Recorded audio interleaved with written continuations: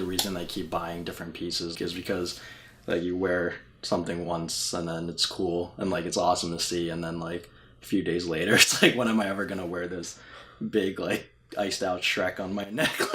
like when are you ever gonna wear that again?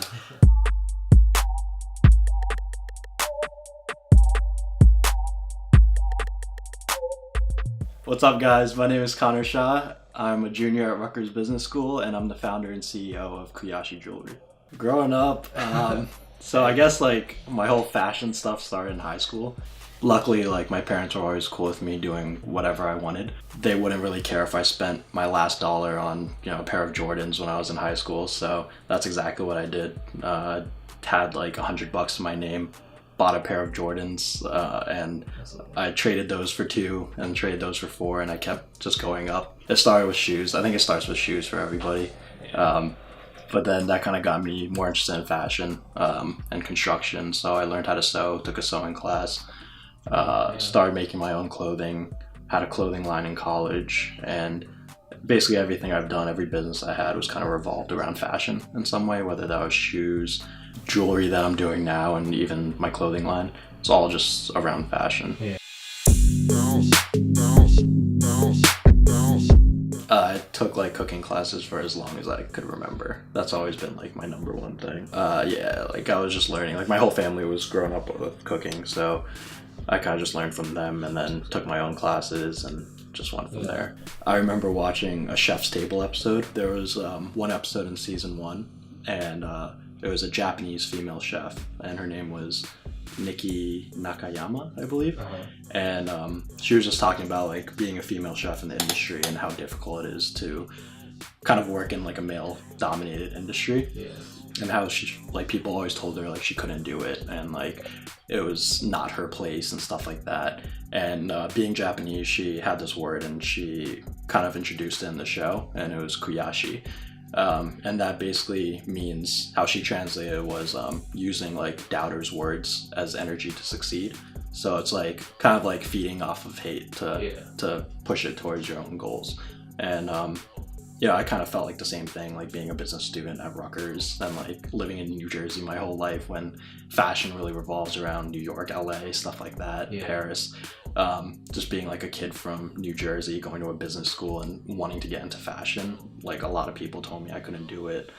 I kind of just used that energy and people telling me I can't do it to kind of fuel it into my own creations and something bigger. So that's where like the word came from. And a lot of people told me I couldn't do jewelry. They said I couldn't do shoes, and I did shoes. And then they said I couldn't do fashion, I did that. And then I wanted to move into jewelry, and everyone was just stick to fashion and shoes. And I was like, why not, right? I saw opportunity and I took it. So I've been trying to get more into like celebrities, and not really celebrities, but it's just like people with a following, just to promote my brand a little bit more. And it really first popped off when I first started, and I got Isaiah Rashad to wear my stuff. That was the first person, first like big person who ever supported, so that was really cool. But he started wearing my stuff, and that was like sick. And we didn't get to do like anything custom together, but just him like promoting my stuff and wearing it around, that was enough for me, and that's super grateful for that. That was really what started like the whole thing. And once you have like one artist or one person that kind of supports you, it's much easier to get the next and the next and the next. So it moved on from Isaiah to Louis Vuitton. And it was funny because I was at his show in the Foundry in Philly. And I saw him after the show, and like we talked a little bit, and I followed him on Instagram, and then I just hit him up one day and I was like, yo, like I have a business and we do custom jewelry, and like I think like this would be cool if you had your own pendant. And he hit me up in like 10 minutes and he's like, yeah, like let's do it.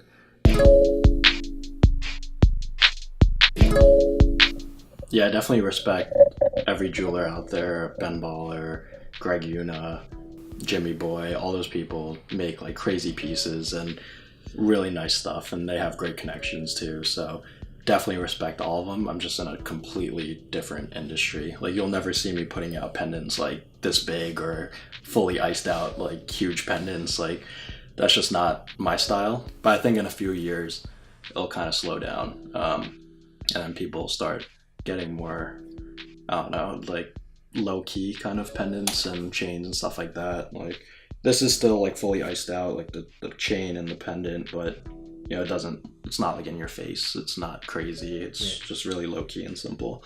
And I think that's kind of where it's going to be headed.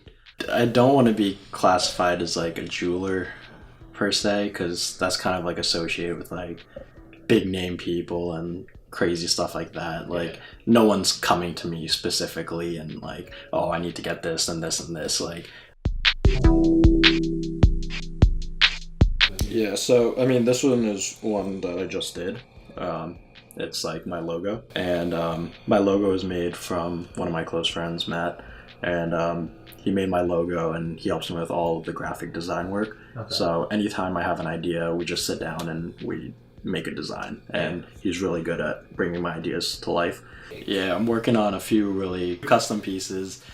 I can't share a lot, but they're like Japanese based. And then I'm working on a pendant with the Instagram account Dunk. It's one of my friend's brands, and that's like a huge collab.